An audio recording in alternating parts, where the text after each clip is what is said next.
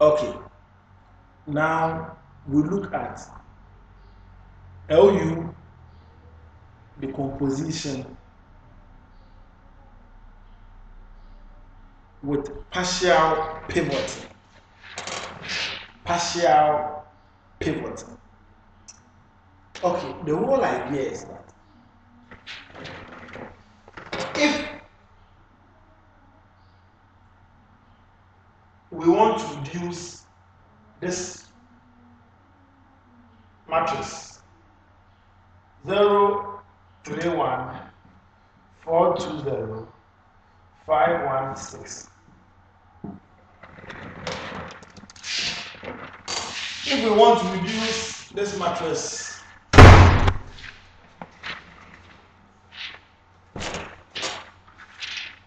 A into L and U, we want to decompose it into L and U.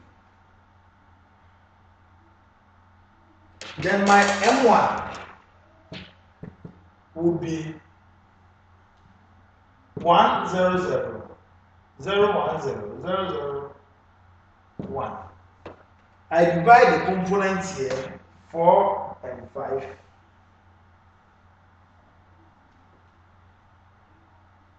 By the pivot 0, 0, and I should negate it. Now, we all know that division by 0 is unacceptable. You understand? So, to avoid this, we use what we call partial pivoting. Now, partial pivoting says that if I want to reduce the matrix to L and U, first look at the pivot. Identify the pivot. So now here, this is my pivot. I will look at all the elements under the pivot. The largest one, in this case 5. I want to pivot the largest one. So to do that, I will only exchange row 1 and row 3. Okay, to get 5, 1, 6, 4, 2, 0, 0, 3, 1. To get that. That is partial pivot. Okay, let's look at this.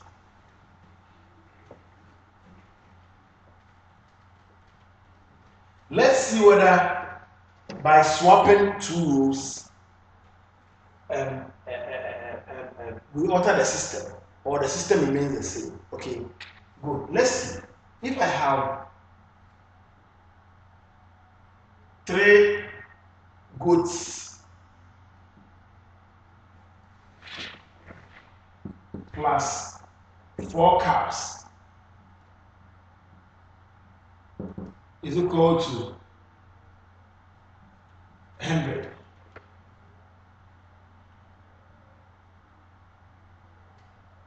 Two goats plus 7 cows is equal to 200. Now, if somebody, if Kofi goes to the market and buy 3 goats and 4 cows at the cost of $100, and Kwame also goes to that same market and buy 2 goats and 7 cows at a cost of $200, then it means that we can calculate the price of 1 goat and a cow. You understand? We can know the individual prices each by solving this simultaneously. So let this become a system number 1. So next, if someone also goes to buy 2 goats plus 7 cows at a cost of 200, and another person goes to buy 3 goats and 4 cows also at a cost of 100, this is system 2. My question is that If we solve the system, are we going to get the same result? The only thing is that in this case we have swapped the rows. You will see that we should get the same. If we should solve this, we will get the same. So swapping entire rows do not affect the system. To see this clearly, just one more time.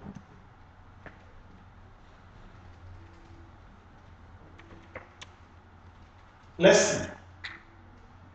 2x plus 4y is equal to 12. Is equal to 10. And 3x minus y is equal to 1. And let's compare 3x minus 1 minus y is equal to 1 and 2x plus 4y is equal to 10. If we solve these two systems, we should get the same answer. And I think the answer is x is equal to 1 and y is equal to 2. Yep. Yeah. We'll solve the system. So x equals to 1, y is equal to 2. We'll solve both systems. Okay. So the systems remain the same. So let's expand our knowledge on still partial pivot. Now, if I have a system,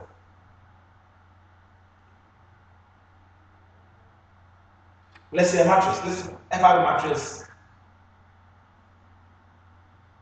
2, 3, 5, minus 1, 4, 2, minus 7, 3, 1.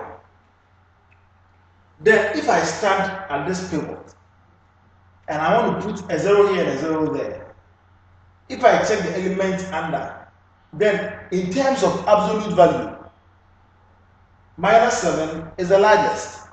So then I want to swap row 3 and row 1. But to do that, if this is A, to do that, we want to capture. Okay, we want to capture how many rows we have swapped, when we swap them and all that.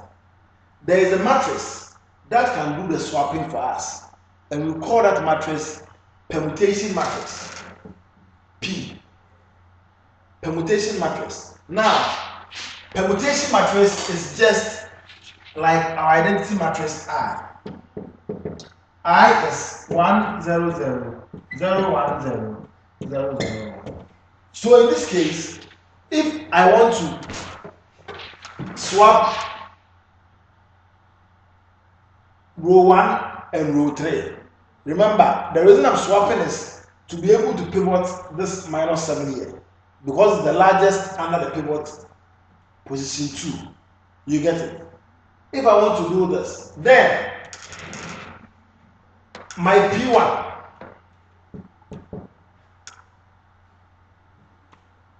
because I want to swap row 1 and row 3, I'm also going to swap row 1 and row 3 of the identity matrix to get 0 0 1 0 1 0 1 0 0. Now, if I multiply P1 by A, then I'll get my desired result, which is just going to be minus 7 3 1 minus 1 4 2 and 2 3 5. So if I multiply P1 by A, then it will do the swapping for me. In as much as I know I could have just written this first before that one coming to the last position, I want to capture it. So I want a matrix that I'll multiply by A to give me my desired result, and that matrix is called permutation matrix. Okay, so I have that. let's take another example and see.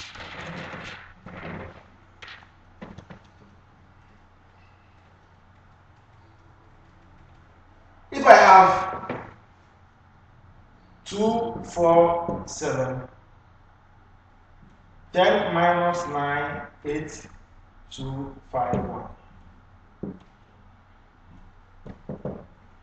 I'm supposed to decompose this into L and U.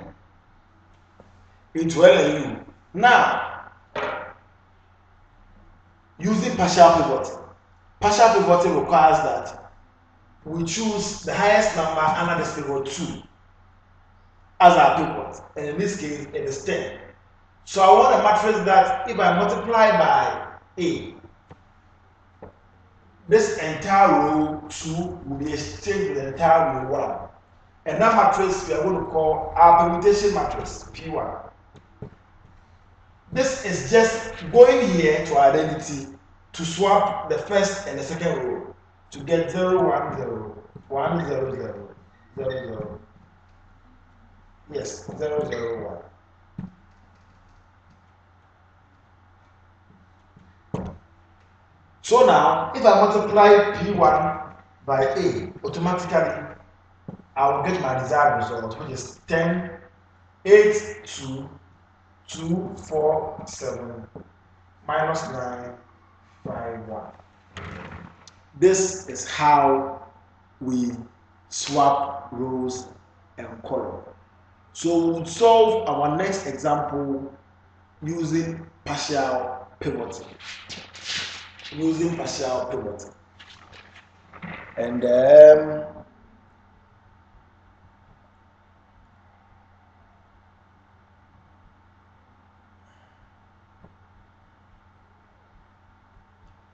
okay.